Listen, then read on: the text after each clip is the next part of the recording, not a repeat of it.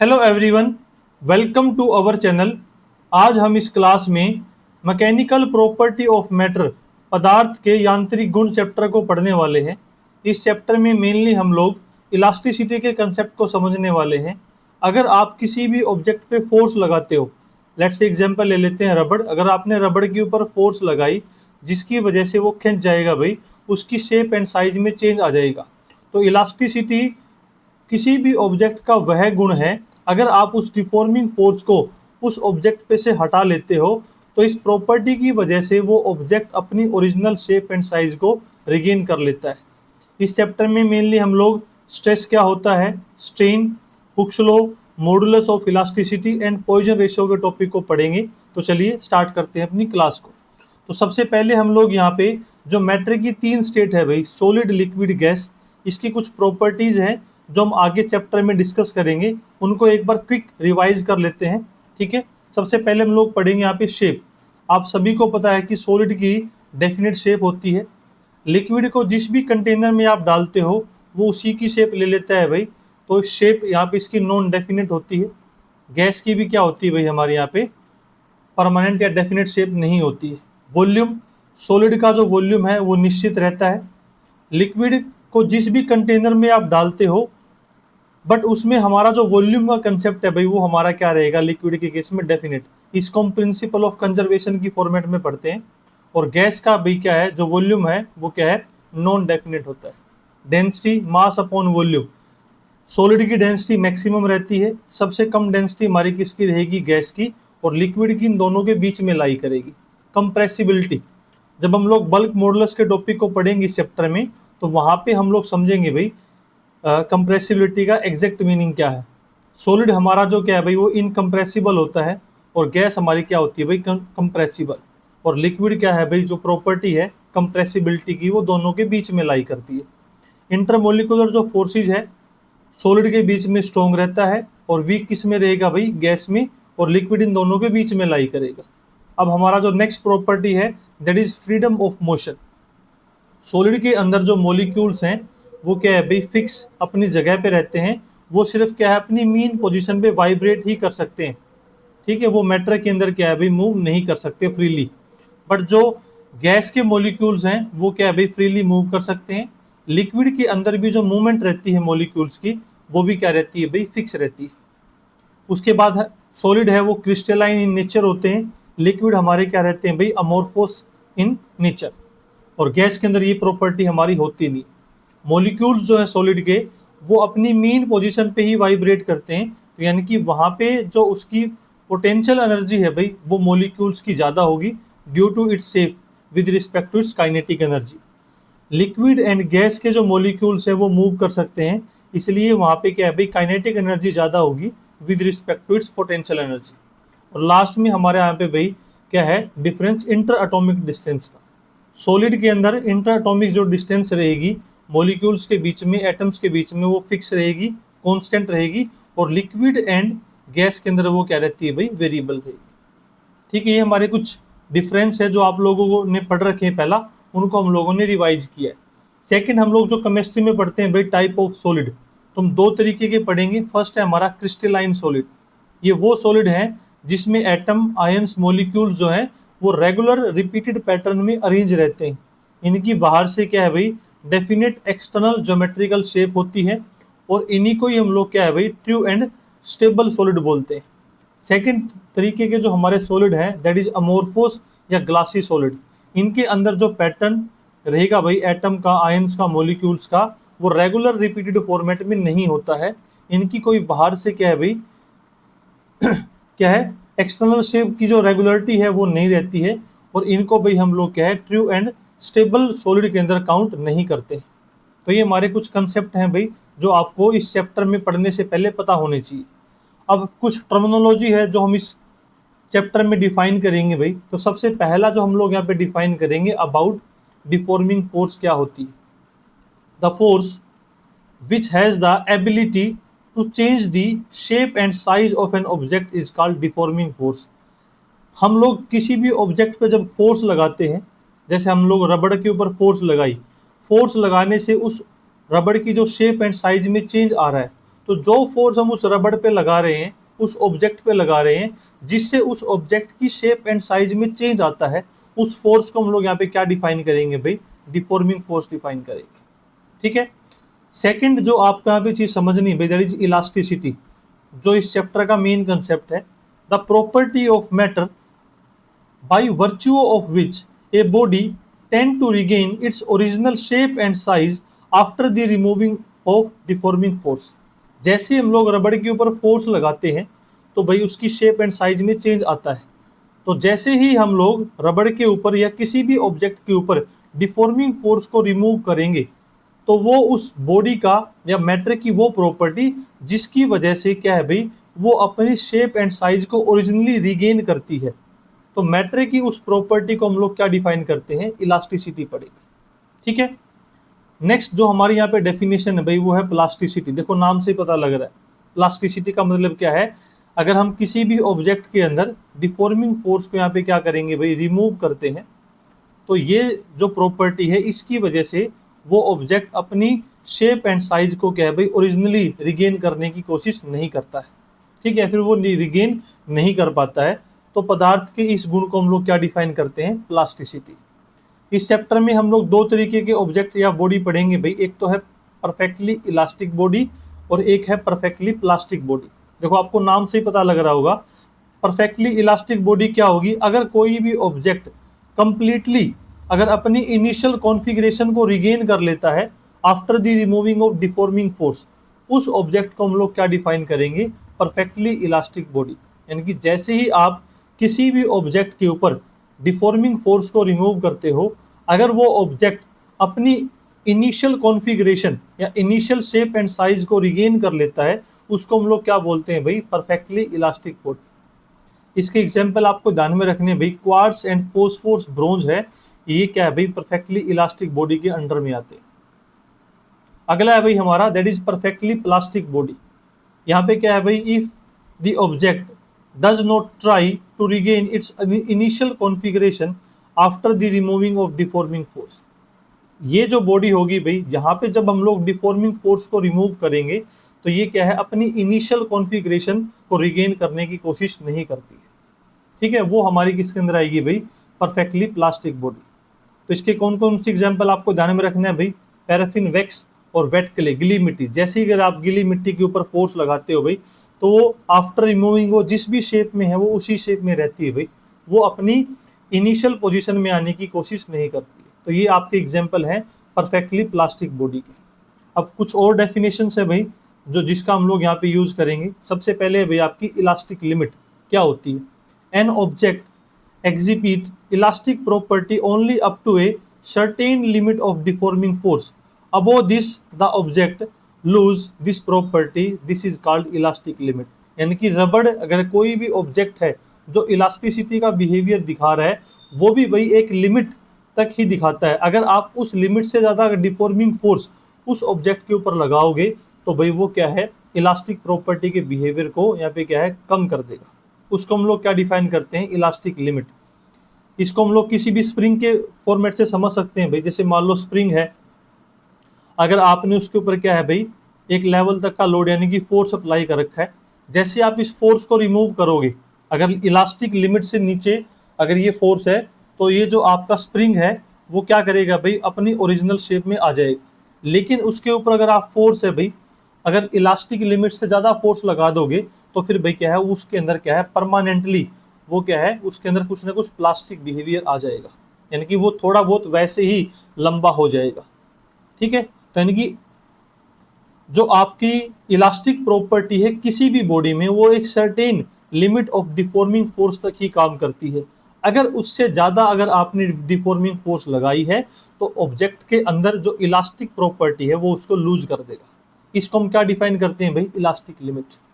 ठीक है, अगला जो आपके यहाँ पे डेफिनेशन है भाई, that is elastic fatigue, the temporary loss of elastic behaviour because of action of repeated alternating deforming force is called elastic fatigue। यानी कि अगर आप एक ही चीज को बार बार करते हो, किसी भी रबड़ को अगर आप भाई स्ट्रेच कर रहे हो, रिलैक्स कर रहे हो, स्ट्रेच कर रहे हो, रिलैक्स कर रहे हो, तो बार बार अगर ये प्रॉपर्टी बार बार दोहराई जाएगी तो उसके अंदर भाई रबड़ के अंदर जो इलास्टिक प्रॉपर्टी का गुण है उसके अंदर भाई क्या है, थोड़ा बहुत टेम्परेरी लॉस हो जाएगा। यानी कि जैसे अगर कोई नया रबड़ लो, वो बिल्कुल तेजी से छोड़ोगे तो एकदम ओरिजिनल शेप रिगेन करेगा, लेकिन बार बार अगर आपने उस रबड़ का साथ में यही चीज रिपीटेड एक्शन मोड में करते हो तो उसके अंदर जो इलास्टिक प्रॉपर्टी का गुण है उसके अंदर क्या है, उसका कुछ लॉस हो जाएगा। ठीक है, उसको हम लोग क्या बोलते हैं, इलास्टिक फटीग। ठीक है, अब इसकी वजह से क्या क्या हो सकता है भाई, bridge are declare unsafe after a long use of their use. लंबे समय के बाद गवर्नमेंट बोल देती है कि भाई जो ये ब्रिज है ये अब हम क्या है भाई यूज में नहीं है। क्यों? क्योंकि ब्रिज को बनाते टाइम जो भी हम लोगों ने वहाँ पे मटेरियल यूज किया है उनकी भाई एक लिमिट होती है।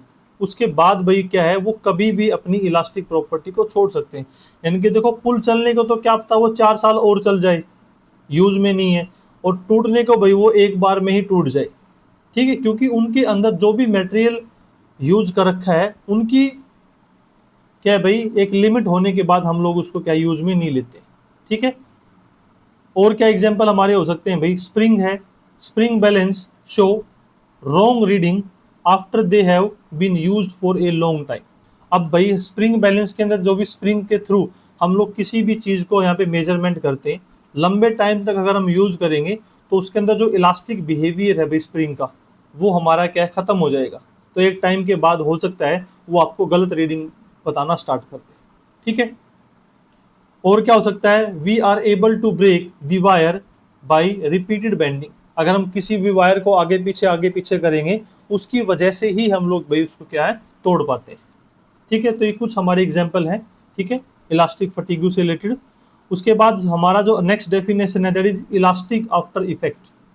इसका क्या मीनिंग होता है भाई, the delay in the object regaining its original state after the removal of deforming force is called elastic after effect. आपने रबड़ के ऊपर फोर्स लगाई, ठीक है, वो क्या है भाई, खिंच के लंबा हो गया, उसकी शेप एंड साइज में चेंज हो रखा है। जैसे ही आप उसमें डिफॉर्मिंग फोर्स रिमूव करते हो तो वो कितना टाइम लेता है, ठीक है, कितना डिले होगा उसकी ओरिजिनल शेप में उसको आने के लिए। यानी कि जैसे ही हम किसी भी ऑब्जेक्ट के ऊपर डिफॉर्मिंग फोर्स को रिमूव करते हैं तो कितने टाइम के बाद वो ऑब्जेक्ट अपनी ओरिजिनल स्टेट में आता है, उस डिले को हम लोग क्या डिफाइन करते हैं, इलास्टिक आफ्टर इफेक्ट। अब जो परफेक्टली इलास्टिक बॉडी होती है भाई, जैसे परफेक्टली इलास्टिक बॉडी कौन कौन सी है, क्वार्ट्ज एंड फोस्फोरस ब्रोंज।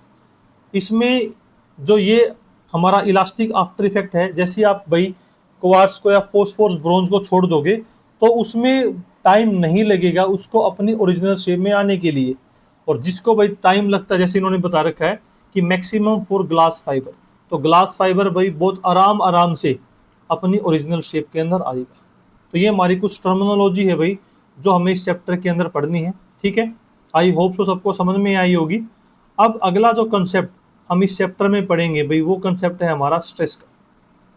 ठीक है, तो एग्जाम पॉइंट ऑफ व्यू से भी बहुत इंपॉर्टेंट है, आपको अच्छे से समझना है। स्ट्रेस का क्या मीनिंग होता है भाई, the restoring force per unit area is known as stress.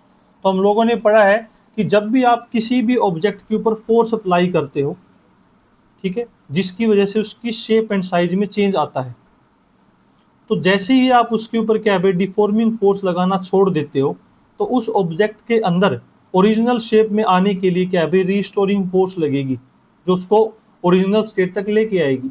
तो किसी भी ऑब्जेक्ट के अंदर रिस्टोरिंग फोर्स कितनी प्रोड्यूस हो रही है per unit area is known as the stress. ये हमारा आप इसकी क्या होगी भाई डेफिनेशन। ठीक है, आई होप सो समझ में आई होगी। तो यानी कि इसका जो फॉर्मूला होगा स्ट्रेस का, हम उसको क्या डिफाइन करेंगे भाई, stress is equal to force upon area. यानी कि उस ऑब्जेक्ट के अंदर कितना आप बाहर से जितना फोर्स अप्लाई करोगे भाई उतना ही उसके अंदर रिस्टोरिंग फोर्स होगा। ठीक है, ये इसका मीनिंग है। तो किसी भी ऑब्जेक्ट के अंदर उसकी ओरिजिनल स्टेट में आने के लिए कितनी रिस्टोरिंग फोर्स हमारी पर यूनिट एरिया डेवलप हो रही है, उसको हम लोग क्या डिफाइन करते हैं भाई, स्ट्रेस डिफाइन करेंगे यहाँ पे। ठीक है, इसकी यूनिट क्या रहेगी भाई, तो फोर्स की होती है न्यूटन पर मीटर स्क्वायर, और इसको हम लोग क्या डिफाइन करते हैं, पास्कल। अब देखो भाई ये फोर्स अपॉन एरिया वाला जो फॉर्मूला है ये प्रेशर का भी होता है। तो क्या प्रेशर और जो आपका स्ट्रेस है वो दोनों सेम ही चीज है भाई। हम लोग आगे पढ़ेंगे भाई कि स्ट्रेस के अंदर जो हम लोग फोर्स लगाते हैं, या फिर आप ऐसे समझ लो कि प्रेशर में जब हम लोग फॉर्मूला डिफाइन करते हैं तो वहां पे हम लोग टेंशन अपॉन फोर्स डिफाइन करते हैं, यानी कि जब आप किसी भी ऑब्जेक्ट के ऊपर फोर्स लगा रहे हो प्रेशर के केस में, तो वो फोर्स उस ऑब्जेक्ट के परपेंडिकुलर लगती है। ठीक है, वहां पे हम टेंशन फोर्स डिफाइन करते हैं, यानी कि अगर कोई भी फोर्स किसी भी ऑब्जेक्ट पे लगे 90 डिग्री के एंगल पे। बट स्ट्रेस के केस में हम लोग जो फोर्स है वो उस ऑब्जेक्ट के परपेंडिकुलर भी लगाते हैं और टेंजेंशियल भी लगाते हैं। तो जो आपका यहाँ पे परपेंडिकुलर वाली फोर्स जब लगेगी, जिसको हम लोग नॉर्मल स्ट्रेस डिफाइन करेंगे, तो नॉर्मल स्ट्रेस आपका प्रेशर के बराबर होता है। बट जहां पे किसी भी ऑब्जेक्ट के ऊपर हम लोग टेंजेंशियल फोर्स लगाते हैं तो फिर वही वो हमारा कंटेक्स्ट क्या हो जाएगा, आपका अलग हो जाएगा। ठीक है, तो स्ट्रेस और प्रेशर दोनों का फॉर्मूला सेम रहेगा, दोनों की यूनिट सेम रहेगी। ठीक है, डायमेंशन क्या होगी, फोर्स की होती है mLT-2, इसको हम लोग यहाँ पे डिवाइड करेंगे L स्क्वायर से। तो यहाँ पे जो आपकी स्ट्रेस की प्रेशर की जो डायमेंशन है वो क्या होती है भाई, mL-1 T-2। स्ट्रेस हमारी क्या होती है, स्केलर क्वांटिटी होती है भाई। ठीक है, this is scalar quantity. Stress develop in a body depend upon how the external force are applied over it. तो जितना आप उस ऑब्जेक्ट के ऊपर एक्सटर्नल फोर्स को अप्लाइड करोगे उतना स्ट्रेस हमारा क्या भाई डेवलप होगा, क्योंकि फोर्स अपॉन एरिया है हमारा वहां फॉर्मूला। ठीक है, अब हम लोग यहाँ पे डिस्कस करेंगे भाई टाइप ऑफ स्ट्रेस। ठीक है, तो ये फोर्स की डायरेक्शन के हिसाब से होगा। सबसे पहले हम लोग पढ़ेंगे भाई जो स्ट्रेस है वो आपका दो तरीके का है। फर्स्ट है आपका नॉर्मल स्ट्रेस, यानी कि यहाँ पे जब आप किसी भी ऑब्जेक्ट के ऊपर फोर्स लगाओगे तो यहाँ पे जो फोर्स उस ऑब्जेक्ट पे लगेगी नॉर्मल 90 डिग्री पे लगेगी। और सेकंड हम लोग पढ़ेंगे भाई यहाँ पे शीयर या टेंजेंशियल स्ट्रेस। नॉर्मल स्ट्रेस आपका दो तरीके का होगा भाई, लॉन्गिट्यूडनल स्ट्रेस एंड बल्क या वॉल्यूम स्ट्रेस। और लॉन्गिट्यूडनल भी आपका क्या भाई दो पार्ट में डिवाइड है, टेंसाइल और कंप्रेसिव। 1 बाय 1 करके हम सभी को हम लोग यहाँ पे पढ़ने वाले। तो सबसे पहले हम लोग डिस्कस करेंगे भाई नॉर्मल स्ट्रेस हमारा क्या होता है। When deforming force acting normally over an area on a body, यानी कि यहाँ पे जब आप किसी भी ऑब्जेक्ट के ऊपर फोर्स लगा रहे हो भाई, ठीक है, तो फोर्स की जो डायरेक्शन होगी उस पर्टिकुलर एरिया पे क्या लगेगी, नॉर्मल। ठीक है, 90 डिग्री पे लगेगी। तो यहाँ पे जो इसका फॉर्मूला बनेगा भाई फोर्स अपॉन एरिया। तो यानी कि नॉर्मल स्ट्रेस को हम लोग क्या है भाई प्रेशर डिफाइन कर सकते हैं। ठीक है, अब नॉर्मल स्ट्रेस हमारा क्या है भाई दो तरीके का है। पहला हम लोग पढ़ेंगे लॉन्गिट्यूडनल स्ट्रेस। इसमें सबसे पहले पढ़ेंगे भाई टेंसाइल स्ट्रेस कौन सा होता है। If there is an increase in the length या extension of the body in the direction of applied force the stress setup is called tensile. यानी कि यहाँ पे देखो भाई दो तरीके से बनेगा। ये मान लो भाई हमारे पास एक बॉडी है, ओरिजिनल बॉडी, आपने इसके ऊपर फोर्स लगाई, इस सरफेस के परपेंडिकुलर और बाहर की तरफ आपने इसको पकड़ के खींच दिया है भाई। तो जैसे ही अगर आप इसके ऊपर फोर्स लगाते हो तो इसकी लेंथ में चेंज हो गया भाई, और ये क्या है थोड़ी सी क्या है एक्सटेंड हो गई है, बाहर की तरफ खिंच गई है, थोड़ी सी लंबी हो गई है बॉडी। ठीक है, तो यानी कि यहाँ पे आपने फोर्स लगाया और फोर्स लगाने से उस बॉडी या ऑब्जेक्ट की लेंथ में क्या हो गया भाई इंक्रीमेंट हो गया। यानी कि यहाँ पे जो डेल्टा एल जो आपकी लेंथ है वो फोर्स लगाने से लंबी हो गई है। तो यहाँ पे जो आपने स्ट्रेस अप्लाई किया है वो आपका कौन सा होगा भाई, टेंसाइल स्ट्रेस आएगा। ठीक है, दूसरा हम लोग यहाँ पे पढ़ेंगे कंप्रेसिव। अब कंप्रेसिव में देखो इस डायग्राम में, अब आपने इसको ऊपर फोर्स लगा के इस बॉडी को पिचका दिया है। तो पिचकने से भाई मान लो अब उसकी जो लेंथ है वो इतनी बच गई है, पहले कितनी थी, फुल थी। यानी कि अब उसकी क्या है भाई फोर्स अप्लाई करने के बाद यहाँ पे क्या है जो लेंथ ऑफ वायर है वो छोटी हो गई है, वो कंप्रेस हो गया है। तो इस सिचुएशन में जो आपका यहाँ पे स्ट्रेस सेटअप हुआ है इसके अंदर, उसको हम लोग क्या डिफाइन करेंगे भाई, कंप्रेसिव स्ट्रेस। ठीक है, क्या लिखा हुआ है कि if there is a decrease in length of the wire या compression of the body due to the force apply. Force apply करने के बाद अगर वायर की लेंथ में डिक्रीज होती है या कंप्रेशन होता है तो उस सिचुएशन में जो आपका स्ट्रेस सेटअप होगा उसको हम क्या डिफाइन करेंगे, कंप्रेसिव स्ट्रेस। यानी कि फोर्स लगाने के बाद अगर लेंथ बढ़ रही है वायर की या किसी भी ऑब्जेक्ट की तो टेंसाइल स्ट्रेस, और अगर लेंथ कम हो रही है तो कंप्रेसिव स्ट्रेस। ठीक है, लॉन्गिट्यूडनल स्ट्रेस जो है वो आपका कहाँ में होगा, सिर्फ सॉलिड के अंदर हैपन होगा भाई। क्योंकि सॉलिड की ही लेंथ को हम लोग इंक्रीज या डिक्रीज कर सकते हैं। ये आपको ध्यान में रखना है। अगला आपका आएगा भाई यहाँ पे, दैट इज हाइड्रोलिक, वॉल्यूमेट्रिक या बल्क स्ट्रेस। इसमें हमारा क्या होगा भाई, ये आपका रिलेटेड है वॉल्यूम से।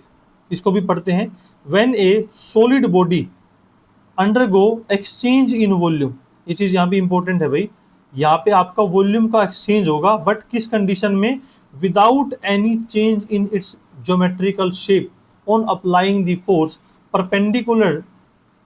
Perpendicular to every point on the surface of body is called hydraulic stress. यानी कि यहाँ पे आप उस ऑब्जेक्ट के ऊपर जब फोर्स लगाओगे, ठीक है, तो फोर्स लगाने से पहली चीज उसका वॉल्यूम चेंज होगा। दूसरी कंडीशन क्या होगी भाई, कि वॉल्यूम तो चेंज होगा बट उस ऑब्जेक्ट की, उस बॉडी की जो ज्योमेट्रिकल शेप है वो चेंज नहीं होगी, विदाउट एनी चेंज। और थर्ड पॉइंट, जब भी आप यानी कि इस बॉडी पे अगर आप फोर्स लगाओगे तो हर एक पॉइंट पे जो फोर्स है वो क्या लगेगी, परपेंडिकुलर फॉर्मेट में लगेगी। ठीक है, आई होप तो समझ में आया होगा भाई। अब जैसे उन्होंने दे रखा है, ये हमारे पास कोई पर्टिकुलर एक बॉडी है, यहाँ पे जब भी आप भाई चारों तरफ से कोई फोर्स लगाओगे इसके ऊपर, तो ये जो फोर्स इस ऑब्जेक्ट के ऊपर लग रही है वो क्या है भाई, हर एक पॉइंट पे क्या लगनी चाहिए, परपेंडिकुलर फोर्स लगनी चाहिए इसके ऊपर। तो इससे क्या होगा भाई, इसकी वॉल्यूम चेंज, यानी कि पिचक के छोटा हो जाएगा। तो यानी कि यहाँ पे क्या है, वॉल्यूमेट्रिक स्ट्रेस के अंदर इसकी जो शेप है, गोल चीज है तो वो गोल ही रहेगी, शेप चेंज नहीं होगी। क्या चीज चेंज हो जाएगी भाई, वॉल्यूम।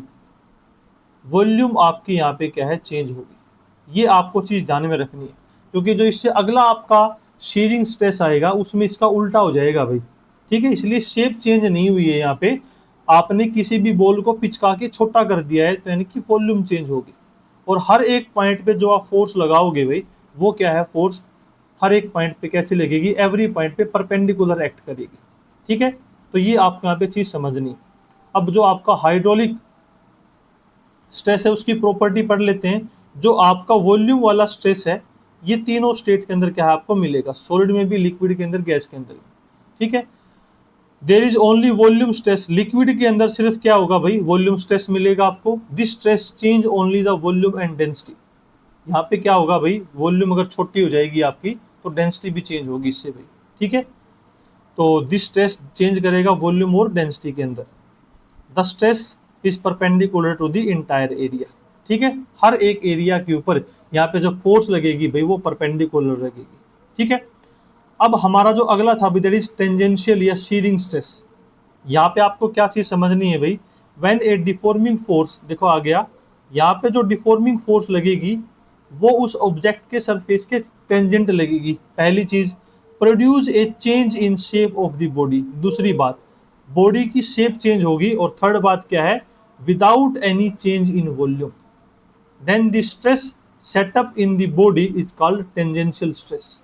यानी कि यहाँ पे जब आप फोर्स अप्लाई करोगे तो उस बॉडी के सरफेस पे फोर्स कैसे लगेगी, टेंजेंशियल। दूसरी, यहाँ पे बॉडी की शेप चेंज होगी। और तीसरी बात क्या है, वॉल्यूम चेंज नहीं होगी बॉडी की। ठीक है, तो ये आपको यहाँ पे बात समझनी है। अब जैसे मान लो ये हमारे पास कोई ऑब्जेक्ट था, आपने इस साइड से इस ऊपर वाले सरफेस पे फोर्स लगाई, तो ये फोर्स में क्या है, जो नीचे वाला सरफेस है वो तो फिक्स रहा, बट ये जो ऊपर वाला फोर्स है वो पिचक के थोड़ा आगे निकल गया। तो देखो यहाँ पे क्या है, शेप चेंज हुई है। शेप चेंज हुई है बिल्कुल। क्या इस सिचुएशन में वॉल्यूम चेंज हुई है, वॉल्यूम चेंज यहाँ पे नहीं हुई है। ठीक है, और थर्ड, यहाँ पे जो आप फोर्स लगा रहे हो वो फोर्स कैसे लग रही है भाई, tangential, tangent to the surface लग रही है। ठीक है, तो कितनी शेप चेंज होगी भाई, ये जो चीज दिखा रखी ना, ये आपकी क्या है, यहाँ पे शेप चेंज हुई है। तो यहाँ पे हम लोगों ने भाई नॉर्मल स्ट्रेस को भी पढ़ लिया है और शीयरिंग स्ट्रेस को भी पढ़ लिया है। आई होप सो समझ में आ गया है। वॉल्यूम के अंदर तो शेप चेंज नहीं होती, वॉल्यूम चेंज होगी। और शीयरिंग स्ट्रेस जो अभी हम लोग पढ़ रहे हैं, जो आपको स्क्रीन पे दिखाई दे रहा है, इसमें आपकी शेप चेंज हुई है, वॉल्यूम चेंज नहीं हुआ है। वॉल्यूम में फोर्स परपेंडिकुलर लगती है हर एक पॉइंट पे, और यहाँ पे जो आप फोर्स लगाओगे वो उस सरफेस के टेंजेंट लगेगी। यही है भाई दोनों के अंदर मेन डिफरेंस। ठीक है, आई होप सो सबको समझ में आएगा। उसके बाद जो अपना अगला कंसेप्ट रहेगा भाई, वो आपका यहाँ पे कंसेप्ट रहने वाला है स्ट्रेन का। ठीक है, अब सबसे पहले हम इसकी मीनिंग को समझेंगे भाई। The ratio of change in configuration to the original configuration. यानी कि मान लो कोई भी ऑब्जेक्ट है भाई, या तो हम लोगों ने कोई वायर का कंसेप्ट लिया है, ठीक है, या फिर हम लोगों ने पढ़ा है भाई वॉल्यूम का कंसेप्ट। तो अगर आप वायर को खींचते हो बाहर की तरफ, तो या तो इसकी लेंथ में चेंज आता है, या फिर अगर आप अंदर की तरफ फोर्स लगाओगे तो ये पिचक जाएगा, तो यानी कि ये इसकी जो लेंथ है वो छोटी हो जाएगी। तो कितनी लेंथ चेंज हुई है, चेंज इन कॉन्फ़िगरेशन, इसका जो फॉर्मूला बनेगा भाई, चेंज इन कॉन्फ़िगरेशन, चाहे लेंथ में चेंज हो, या तो लेंथ बढ़ेगी या लेंथ घटेगी, वैसे ही वॉल्यूम भाई चाहे तो छोटी होगी या बड़ी होगी, ठीक है। यानी कि कितना आपका उस कॉन्फ़िगरेशन में चेंज आया है, डिवाइड बाई क्या बनेगा भाई आपका यहाँ पे, दैट इज ओरिजिनल कॉन्फ़िगरेशन। ये जो आपका यहाँ पे रेशियो आया है उसको हम लोगों ने क्या डिफाइन किया है, स्ट्रेन। मान लो भाई ये ओरिजिनल लेंथ मान लेते हैं एल थी, आपने इसको बाहर की तरफ खींचा, और भाई हो सकता है भाई खींचने के बाद ये थोड़ी सी लंबी हो गई ये लेंथ, मान लेते हैं भाई इसके अंदर डेल्टा जो एल है वो आपका लेंथ इंक्रीमेंट हो गया है, तो डेल्टा एल चेंज हुई है डिवाइड बाई टोटल लेंथ। ये जो रेशियो होगा वो आपका क्या होगा, स्ट्रेन। वॉल्यूम में देख लो भाई, वॉल्यूम कितनी चेंज हुई, डेल्टा वी डिवाइड बाई उसकी ओरिजिनल वॉल्यूम, ठीक है। तो यानी कि किसी भी ऑब्जेक्ट के ऊपर फोर्स लगने के बाद उसमें कितना चेंज हुआ है, डिवाइड बाई उसका ओरिजिनल कॉन्फ़िगरेशन। उन दोनों का जो रेशियो होगा भाई, ये आपका क्या डिफाइन करेंगे हम लोग, उसको स्ट्रेन डिफाइन करेंगे। अब लेंथ का लेंथ से डिवाइड होगा, वॉल्यूम का वॉल्यूम से, तो यानी कि सेम क्वांटिटी का सेम क्वांटिटी के साथ में डिवीजन है, इसलिए ना तो इसकी कोई भी यूनिट होगी और ना ही कोई डायमेंशन होगी, ठीक है भाई, डायमेंशनलेस क्वांटिटी है ये। अब हम लोग यहाँ पे पढ़ेंगे टाइप ऑफ स्ट्रेन के बारे में।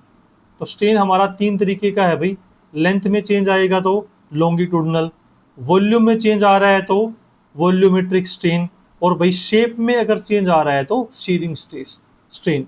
तीनों को अब हम लोग यहाँ पे क्या है, वन बाई वन करके पढ़ने वाले हैं भाई, ठीक है।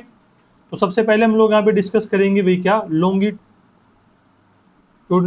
स्ट्रेन। ये क्या होता है आपका, if the deforming force produce a change in length alone, strain produced is called longitudinal strain।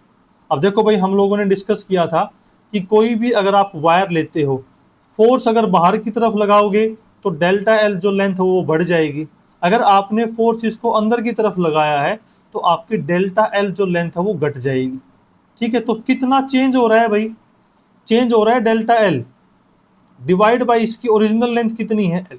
तो ये जो आपका रेशियो आया है भाई लेंथ में चेंज होने की वजह से, इसको हम लोगों ने क्या डिफाइन किया है, लॉन्गिट्यूडनल स्ट्रेन, ठीक है। अगला देखो, अगला है आपका वॉल्यूम से रिलेटेड, क्या लिखा है, if the deforming force produce a change in volume alone, strain is called volumetric strain. यानी कि फोर्स लगाने के बाद अगर उस ऑब्जेक्ट की वॉल्यूम में चेंज आता है तो कितना चेंज आया, डिवाइड बाई उस, यानी जैसे मान लो हमारे पास कोई भी एक ऑब्जेक्ट है, इसकी वॉल्यूम है वी, इन्होंने वी नोट दिखा रखी है भाई, इसके आपने फोर्स लगाई और इसके अंदर भाई इसको छोटा बना दिया, तो कितना चेंज कर दिया आपने इस वॉल्यूम को, डेल्टा वी। तो डेल्टा वी डिवाइड बाई उसकी ओरिजिनल, वी नोट लिख लो या वी लिख लो। जैसे ही हमारे पास कोई स्फेरिकल चीज़ थी उसको पिचका के आपने छोटा कर दिया, तो कितना चेंज हुआ, डिवाइड बाई स्टार्टिंग में कितना था, उन दोनों का जो डिवीजन होगा, इसको हम लोग क्या डिफाइन करेंगे, वॉल्यूमेट्रिक स्ट्रेन, ठीक है भाई। ये आपका यहाँ पे कंसेप्ट हो गया, चाहे तो वॉल्यूम घटेगी या बढ़ेगी, हम लोग सिर्फ चेंज की बात कर रहे हैं भाई, ठीक है। उसके बाद अपना आता है भाई आगे अपना शीरिंग स्ट्रेन।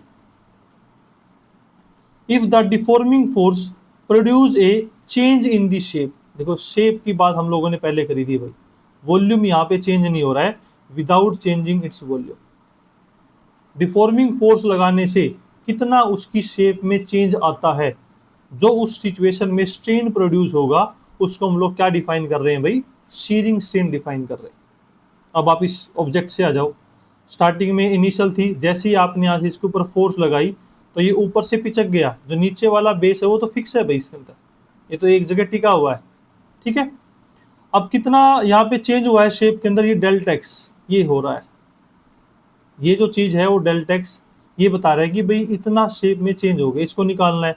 अब मान लेते हैं भाई जो ये वाली हाइट है, यानी कि जो भी आप यहाँ पे क्यूब वगैरह लिया है, इसकी हाइट कितनी है h, डेल्टा एक्स की वैल्यू निकालनी है। तो इसको आप मान लो एक ट्रायंगल ए बी सी, ये आपकी राइट एंगल ट्रायंगल हो गई है ए बी सी। तो यहाँ पे देखो भाई आपका perpendicular delta X upon H base is equal to क्या हो जाएगा, टेंजेंट थीटा। ये जो आपका एंगल आया है भाई, तो यानी कि यहाँ से जो आपका डेल्टा एक्स कितना चेंज आएगा भाई, उसकी वैल्यू होगी एच टेंजेंट थीटा। यानी कि ये हमारा टेंजेंशियल फोर्स अप्लाई करने के बाद इसकी शेप में चेंज आया है। ठीक है, ये जो आपका है भाई वो आपको किसको रिप्रेजेंट कर रहा है, शीयरिंग स्ट्रेन को यहाँ पे रिप्रेजेंट कर रहा है। ठीक है, 3 हम लोगों ने स्ट्रेन पढ़ लिए हैं भाई। एक स्ट्रेन हम लोग और पढ़ेंगे जब हम लोग पॉइजन रेशियो को डिफाइन करेंगे। तो यहाँ पे मैंने इसको यहीं लिख दिया है।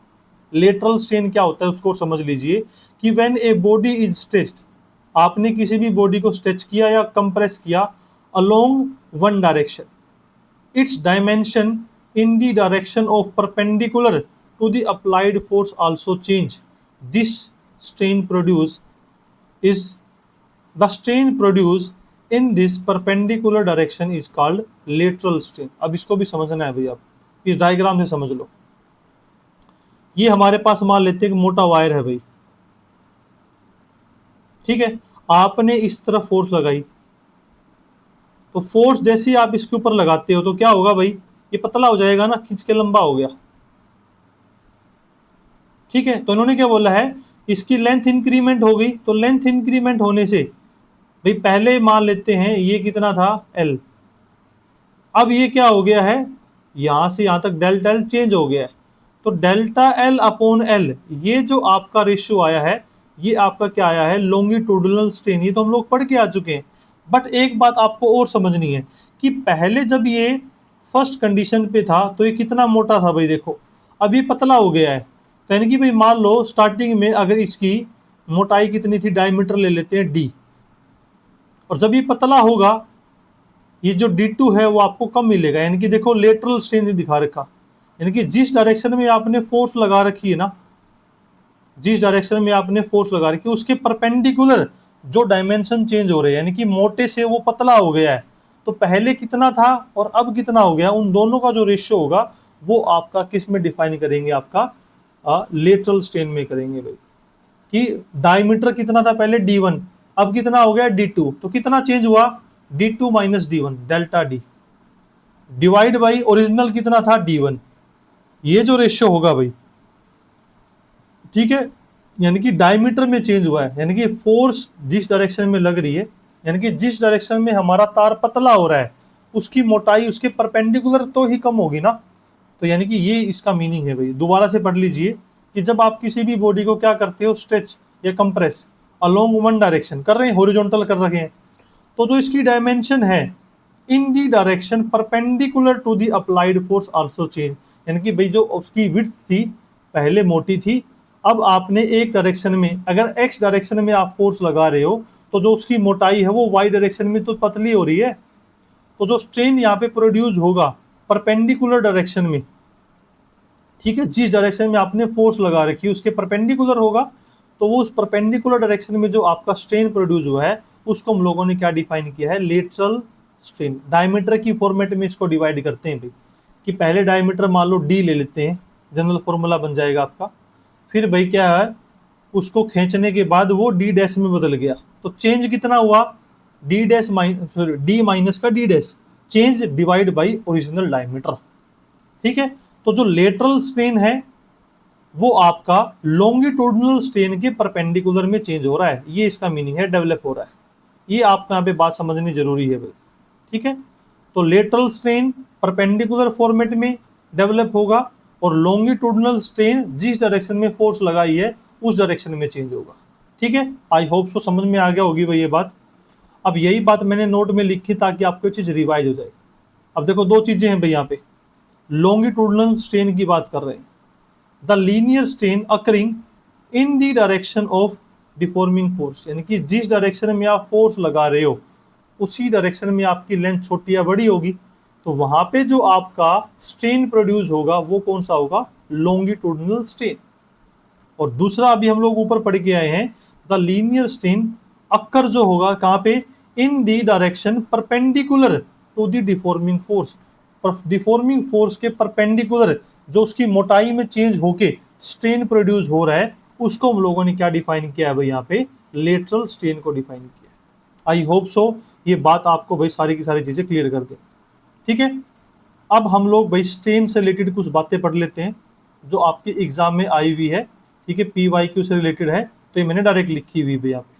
अब देखो, lead is more elastic than rubber because the strain produced in the lead due to force applied on its unit area is very less as compared to the strain produced in the rubber। तो उन्होंने क्या बोला है भाई कि जो lead है आपका वो रबड़ से भी क्या है, मोर इलास्टिक है, क्योंकि जो उसमें स्ट्रेन हमारा प्रोड्यूस हो रहा है पर यूनिट एरिया वो रबड़ के रिस्पेक्ट में क्या है भाई, कम है। ठीक है, इसलिए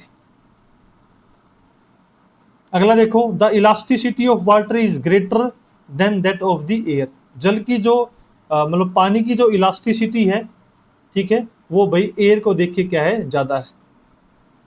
आगे जब हम लोग इन दोनों के बीच की रेशियो निकालेंगे भी, मॉडुलस ऑफ इलास्टिसिटी, तो वहां पे आपको चीजें और भी अच्छे से क्लैरिफाई हो जाएगी। अब देखो इन्होंने क्या लिखा है, if solid of different substance are made and dropped for the same height on a harder floor then the substance will rise higher when it hit the floor will be more elastic। यानी कि भाई इन्होंने example दे रखा है भाई, मान लो रबड़ ball है, एक आपकी गीली मिट्टी की गेंद है, और एक आपकी मान लो भाई कोई भी अलग अलग डिफरेंट सबस्टांस के अगर मान लो ऑब्जेक्ट है, अगर सेम हाइट से आप उसको फेंकते हो, तो उन्होंने बोला है कि धरती से बाउंस बैक होके कोई भी बॉल जितनी ऊपर की तरफ उछल के आएगी, मतलब वो उतनी ही ज्यादा इलास्टिक बिहेवियर शो कर रही है। ठीक है, यही बात मैंने नीचे भी दोहरा रखी है भाई। यहाँ पे तो मैंने जो ऊपर पॉइंट लिखा है ये वाला, कि जितनी वो किसी भी सरफेस से टकरा के जितनी ऊपर तक हायर तक राइज करेगी, वो क्या है भाई, उतनी ही ज्यादा इलास्टिक होगी। इसको फिर मैंने आगे क्या है भाई, एग्जाम्पल से समझा दिया। 3 है रबड़ की बॉल, एक वेट क्ले बुलेट, और एक है भाई आपकी ये बनी हुई है हाथी के दांत वाली गोली। अगर इन तीनों को अगर आप सेम लेवल से गिराते हो, तो उन्होंने क्या बोला है भाई, जो आपकी हाथी दांत वाली जो गोली है वो ज्यादा हाइट तक उछलेगी। इट मींस उसके अंदर क्या भाई, इलास्टिक प्रॉपर्टी ज्यादा है बाकी दोनों बॉल को देखे हुए। ठीक है, प्योर आयरन जो है भाई आपका फ्लेक्सिबल होता है बट नॉट इलास्टिक। जो प्योर आयरन है भाई वो फ्लेक्सिबल जरूर होता है लेकिन वो इलास्टिक नहीं होता है। Steel is both flexible and elastic. जो स्टील है भाई वो फ्लेक्सिबल भी होता है और इलास्टिक भी होता है। तो steel is more elastic than रबड़, और स्टील जो है भाई वो रबड़ से भी क्या है, ज्यादा इलास्टिक होता है। जो डायरेक्ट जो मैं यहाँ पे लाइन आपको समझा रहा हूँ भाई इंपॉर्टेंट पॉइंट में, ये डिफरेंट एग्जाम में आए हुए कुछ क्वेश्चंस हैं जिनको हम लोग रिवाइज कर रहे हैं। ठीक है, स्टील जो है वो फ्लेक्सिबल और इलास्टिक होता है, और स्टील क्या है, रबड़ से भी ज्यादा इलास्टिक होता है। ठीक है, ये इसका मीनिंग। शॉक अब्जॉर्बर जो होते हैं भाई are mainly made of steel because of their elasticity is high. ठीक है, तो यानी कि भाई दोबारा से, यानी कि जब आप किसी भी गड्ढे वगैरह से निकलोगे तो शॉक जो अब्जॉर्बर होते हैं वो फोर्स को लेके स्ट्रेच होंगे और दोबारा से फिर अपनी ओरिजिनल पोजीशन को रिगेन कर लेंगे। तो वो किससे बनाए जाते हैं भाई, जो भी हमारा मोर इलास्टिक बिहेवियर शो करता है तो स्टील से बनाए जाते हैं। ठीक है, आगे देखो भाई, steel is more elastic than रबड़, ये हम लोगों ने पढ़ ही लिया है भाई। Wait clay and plastic because it deform very easily. जो रबड़ है वो गीली मिट्टी और प्लास्टिक की तुलना में जो स्टील है भाई वो क्या होता है आपका, मोर इलास्टिक होता है। ठीक है, ये इसका सिंपल सा मीनिंग है भाई। तो ये कुछ बातें हैं जो आपकी स्ट्रेन से रिलेटेड थी भाई। ठीक है, तो मेन जो आपके 4 हम लोगों ने स्ट्रेन पढ़े हैं उनसे रिलेटेड आपका क्वेश्चंस बनेगा भाई न्यूमेरिकल। ठीक है, और जो आज की क्लास में जो हम लास्ट कंसेप्ट पढ़ेंगे भाई वो हम लोग यहाँ पे डिस्कस करने वाले हैं स्ट्रेस एंड स्ट्रेन के कर्व को। ठीक है, इससे भी हम लोग बहुत सारी चीजें हैं भाई फिजिकल इंटरप्रिटेशन में लेके आएंगे। तो यहाँ पे क्या दे रखा है देखो, the stress in A vertical hanging wire is gradually increased and a graph is drawn of their corresponding strain. अब देखो भाई इन्होंने क्या बोला है कि वर्टिकल फॉर्मेट में हम लोगों ने किसी वायर को लटका रखा है और इसके ऊपर हम लोग आराम आराम से क्या भाई फोर्स को इंक्रीज कर रहे हैं, यानी कि हम लोग स्ट्रेस को बढ़ा रहे हैं। तो जैसे जैसे हम लोग स्ट्रेस बढ़ा रहे हैं उस हिसाब से क्या स्ट्रेन आ रहा है उसके अंदर, क्या उसकी कॉन्फ़िगरेशन में चेंज आ रहा है, उनके बिहेवियर को हमें समझना है स्ट्रेस और स्ट्रेन के कर्व या ग्राफ की फॉर्मेट में। तो यहाँ से हम बहुत सारी बातों को मतलब समझेंगे भाई। ठीक है, तो देखिए यहाँ पे सबसे पहला कंसेप्ट जो हम लोग डिस्कस करेंगे भाई, अगला ही टॉपिक है अपना हुक्स लॉ का। हुक्स लॉ हम लोग पढ़ते हैं, वहाँ पे हम लोग डिस्कस करते हैं भाई कि स्ट्रेस इज डायरेक्टली प्रोपोर्शनल होता है भाई स्ट्रेन की इलास्टिक लिमिट के अंदर। हम लोगों ने पढ़ी थी ना इलास्टिक लिमिट, कि उस लिमिट तक वो जो ऑब्जेक्ट है वो क्या है भाई, अपनी इलास्टिसिटी की जो प्रॉपर्टी है उसको शो करता है। जैसे अगर आप उससे ज़्यादा फोर्स लगा दोगे तो फिर वो बॉडी क्या है भाई, प्लास्टिक बिहेवियर शो करती है। तो इलास्टिक लिमिट के अंदर, ठीक है, विद इन, ये भी लिख देता हूं मैं यहाँ पे, विद इन इलास्टिक लिमिट जो आपका स्ट्रेन है, स्ट्रेस जो है वो आपके स्ट्रेन के डायरेक्टली प्रोपोर्शनल होता है, क्योंकि ये इस ग्राफ में शो कर रहा है भाई। तो हम लोगों ने उस वायर को खींचना स्टार्ट किया ओ पॉइंट से, फिर जैसे जैसे देखो ओ से लेके जो आपका पी तक का ग्राफ है भाई, ये आपका डायरेक्टली प्रोपोर्शनल चल रहा है, यानी कि पी पॉइंट तक जो आपका हुक्स लॉ है भाई वो अच्छे से फॉलो हो रहा है। ठीक है, ये आपकी प्रोपोर्शनलिटी लिमिट वाला पॉइंट है भाई। यहाँ पे ये जो पी पॉइंट है ये किसको रिप्रेजेंट करता है भाई, यहाँ पे प्रोपोर्शनलिटी लिमिट, यानी कि यहाँ तक जो आपका हुक्स लॉ है वो आपका अच्छे से फॉलो हो रहा है। उसके बाद देखो पी से ई में थोड़ा बहुत क्या आपका चेंजमेंट स्टार्ट हो गया भाई। ई पॉइंट जो है वो आपका इलास्टिक लिमिट को शो करता है भाई यहाँ पे, यानी कि ई पॉइंट तक, जैसे मान लो आप रबड़ को खींच रहे हैं या किसी भी ऑब्जेक्ट को खींच रही है, अगर आपने उसको ई पॉइंट तक स्ट्रेस लगाई है और ई से पहले अगर आप उसको छोड़ दोगे तो वो जो ऑब्जेक्ट है भाई वो ई पी ओ दोबारा से ओ पॉइंट पे यानी कि अपनी ओरिजिनल पोजीशन को रिगेन कर सकता है इलास्टिक लिमिट ई तक। लेकिन जैसे ही आप ई से ज़्यादा उसके ऊपर फोर्स लगाओगे तो भाई उसके अंदर क्या है, प्लास्टिक वाले जो गुण है यानी कि प्लास्टिसिटी वाला इफेक्ट, यानी कि वो क्या है भाई, अपनी इलास्टिसिटी का जो बिहेवियर है वो लूज कर देगा जैसे ही आप ई पॉइंट से ज़्यादा फोर्स लगाते हो तो। ठीक है, तो देखो ई से लेके ए तक, ये यानी कि ई से लेके जो सी तक का है ये पूरा का पूरा आपका प्लास्टिक रीजन है भाई। ठीक है, तो ए पॉइंट को हम लोग यहाँ पे क्या डिफाइन करते हैं भाई, ए पॉइंट को हम लोग डिफाइन करते हैं यील्ड पॉइंट। क्या डिफाइन करते हैं, यानी कि भाई मान लो आप ई से आपने फोर्स बढ़ा दी और आप ए तक चले गए। अब इन्होंने बोला कि भाई मान लो अगर आपने ए पॉइंट पे फोर्स लगाना छोड़ दिया तो क्या वो ए ई पी ओ तक वापस आएगा, नहीं आएगा, क्योंकि अब उसके अंदर थोड़ा बहुत प्लास्टिक जो इफेक्ट है वो आ गया है। अगर आप ए पॉइंट पे फोर्स लगानी छोड़ दोगे तो ये जो ग्राफ है भाई वो, जैसे मैं लाइन ड्रॉ कर रहा हूं, वो अब सीधा ए से ओ डैश पॉइंट तक पहुंच जाएगा।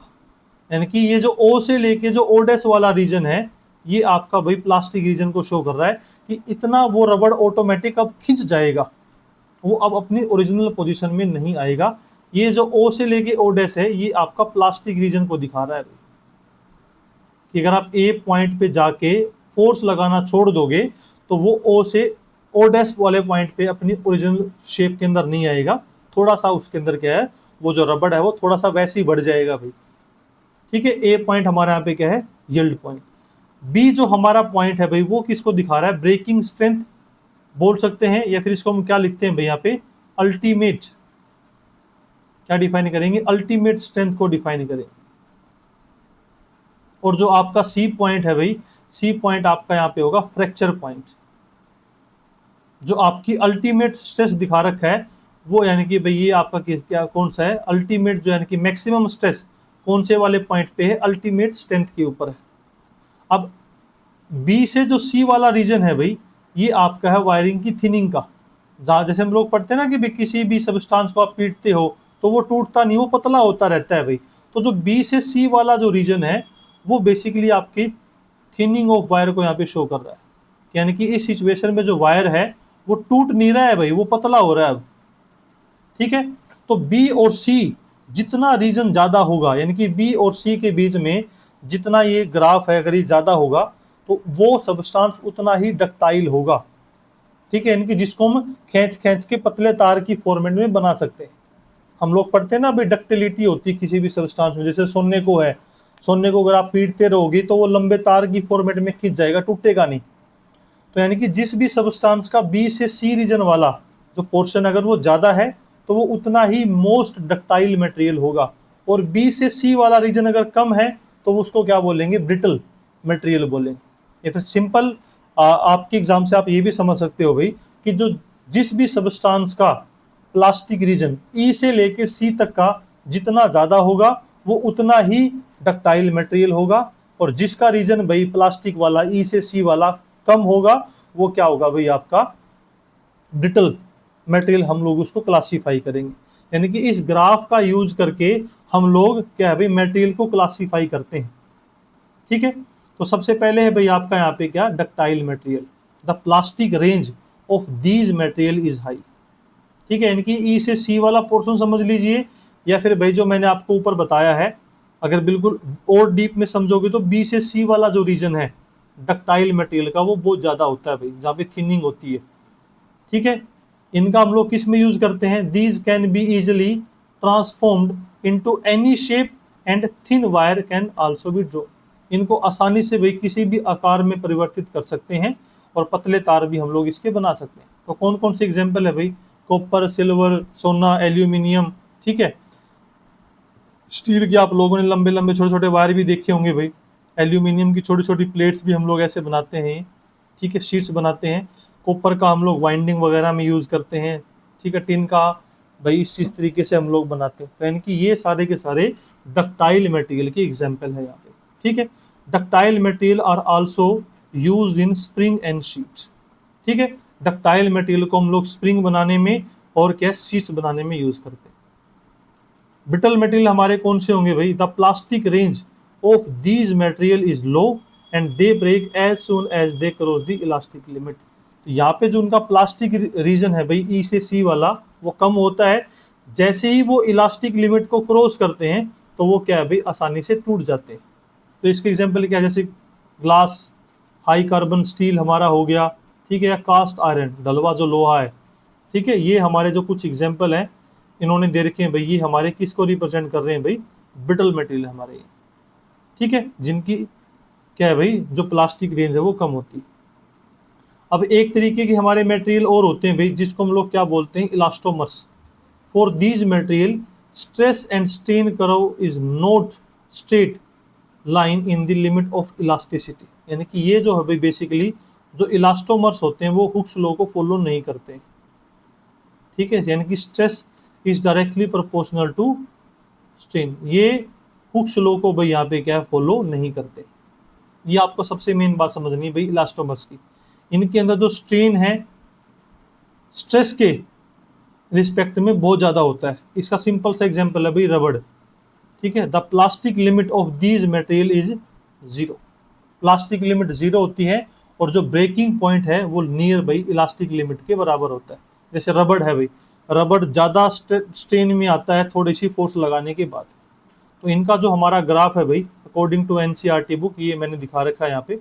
ठीक है, ये हमारा यहाँ पे ग्राफ है स्ट्रेस एंड स्ट्रेन का, किसके लिए, इलास्टोमर्स के लिए। तो आज की क्लास में हम लोगों ने स्ट्रेस को पढ़ा है, स्ट्रेन को पढ़ा है, और इसके ग्राफ को डिस्कस किया। अब इन टॉपिक से रिलेटेड हम फटाफट से कुछ क्वेश्चंस कर लेते हैं, ताकि थ्योरी के साथ में भाई आपका क्या है, क्वेश्चन फॉर्मेट में वो चीज़ अच्छे से रिवाइज हो सके। ठीक है, कुछ ही क्वेश्चन है भाई, क्वेश्चन तो मैंने बहुत सारे बनाए थे, बट जो यंग मॉडुलस वाला कंसेप्ट है वो लंबी क्लास की वजह से स्किप हो गया, तो उसको मैं अगली क्लास में करवा दूंगा। इसलिए थोड़े से ही क्वेश्चन को फटाफट से पढ़ लेते हैं। देखो पहला क्वेश्चन देखिए क्या है, 2 wire are made of the same material and have the same length. If the diameter of wire A is twice that of wire B, the same force is applied to the both wire. तो आपको बताना है A और B के बीच में जो stress produce होगा उन दोनों का रेशियो। अब हमारे पास क्या है भाई, 2 वायर है, ले लेते हैं भाई। ये आपका वायर A है और दूसरा वायर इन्होंने दे रखा थोड़ा पतला। अब इन्होंने क्या बोला, जो डायमीटर है वायर ए का DA है वो आपका क्या है भाई, ट्वाइस ऑफ DB के बराबर है। रेडियस ले लो भाई, रेडियस भी हम लोग ऐसे ही दिखा सकते हैं 2R × B। ठीक है, ये हमारा होगा। दोनों पे अगर हम सेम फोर्स लगाते हैं तो स्ट्रेस आपको बताना है भाई कितना होगा। तो स्ट्रेस का जो हमारे पास फॉर्मूला होता है भाई, स्ट्रेस इज इक्वल टू ए, ये क्या होगा भाई, फोर्स अपॉन एरिया।